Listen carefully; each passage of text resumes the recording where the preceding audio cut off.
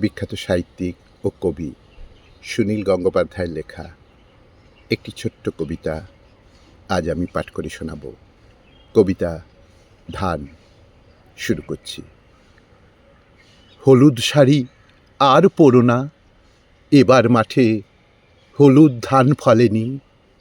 তোমার ঘরে হলুদে পর্দা, মিনতি করি খুলে রাখো। এবার মাঠে হলুদ ধান ফলেনি। এপাড়া জুড়ে সানাই বাজে, ওপাড়া জুড়ে সামিয়ানা। ব্যস্ত মানুষ, সুখী মানুষ, শঙ্খ আর উলুধ্বনি, লাল চেলি সবই থাকুক, বন্ধ রাখো গায়ে হলুদ। এবার মাঠে হলুদ ধান ফলেনি। আই কাক, আই কাকের পাল, আই রে আয়।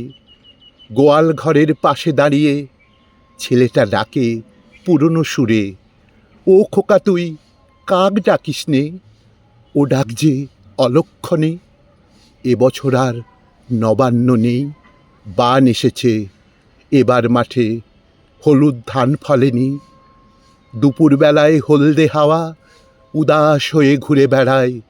কেউ কোথাও কথা বললে রক্ত আলোয় তুফান উঠে। পায়ের নিচে লুটিয়ে থাকে হিমনিশীতের নীল জ্যোৎস্না। গাছের পাতাও হলুদ হয়, তবুও ভয়ে মায়ের মুখ শিশুর মতো। জলে যেমন মেঘের ছায়া, থমথমে ভয়।